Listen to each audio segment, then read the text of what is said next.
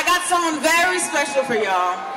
I've known this sister for a long time.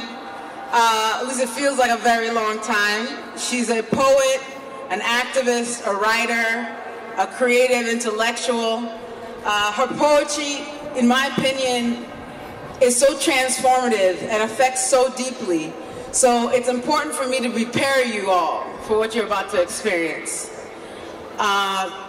She has a book coming out this fall, so please look out for her writing and her styling.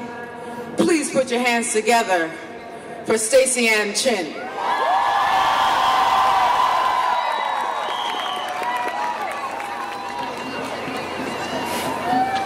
So this is a sign my 7-year-old made in response to the R. Kelly shit.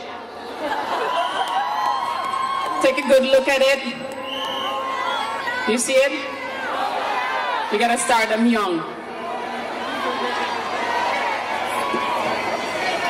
Sorry.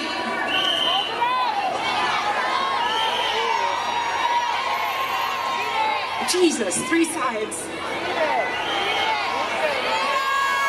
Listen.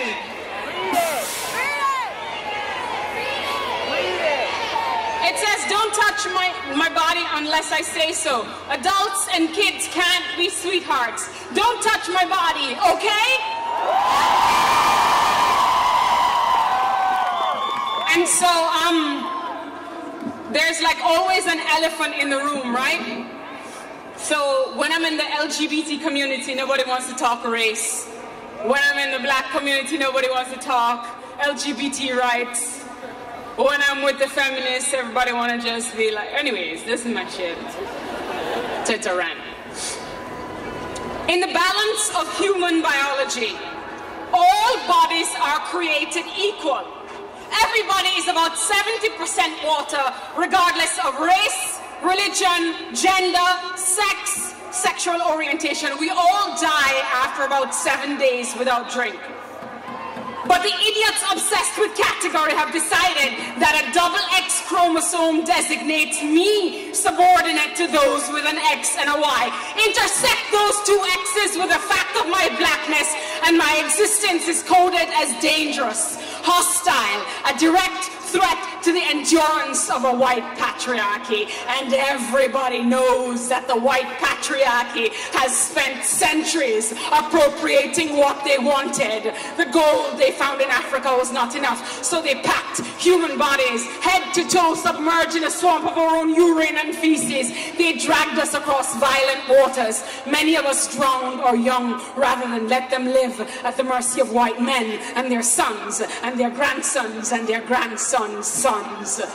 To keep breathing, some of us became one-dimensional. In the public imagination, in real life, in books, we had to become one thing or the other, spinster or mother, virgin or victim, damsel or whore. Some of us went underground, some of us let go, some of us revolted, some of us crawled through sewage, defied geography to build new lives in new cities. In Brooklyn, I spend my nights reading tales of Nubians bathing naked in the Nile, Kushite queens equal to kings, all of them praying to a black woman named Isis, the most powerful goddess among gods.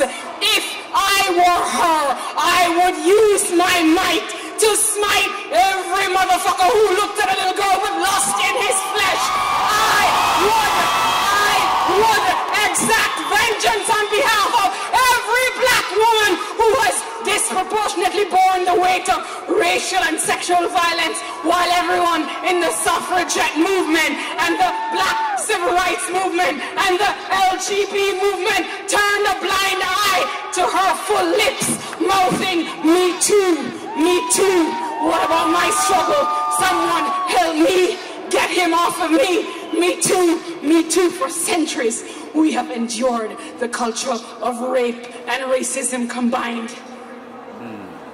And then one day, something brilliant happened. A black woman named Tarana Burke inspired wealthy white women to say, "Me too, too."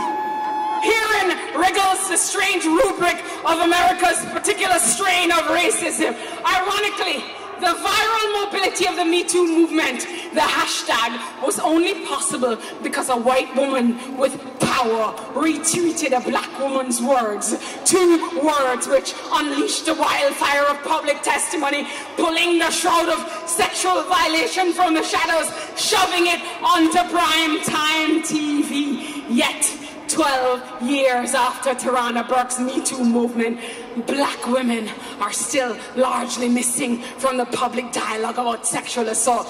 We, black women, we are so tired of being disregarded. If this white feminist movement gave us room to speak honestly, this is the letter we might pen to you.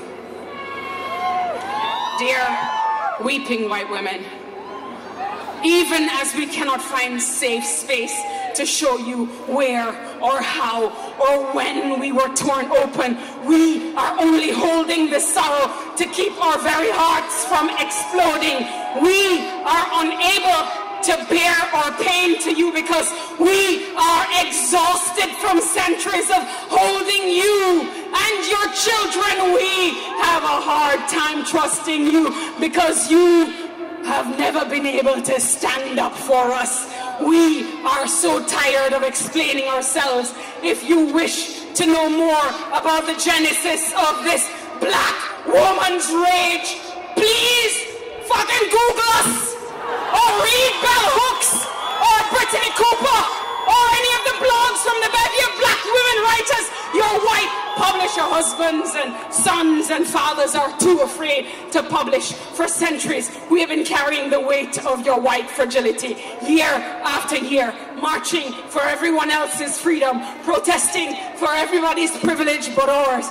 Well, this crazy mad gaggle of global witches and hags are done braiding beads of silent acceptance.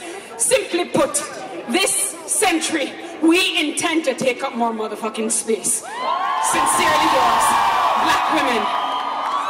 Black women are crafting a collective response to centuries of being under everybody's water. We are now a rising tsunami of fury, come back to take back what was carried away without consent.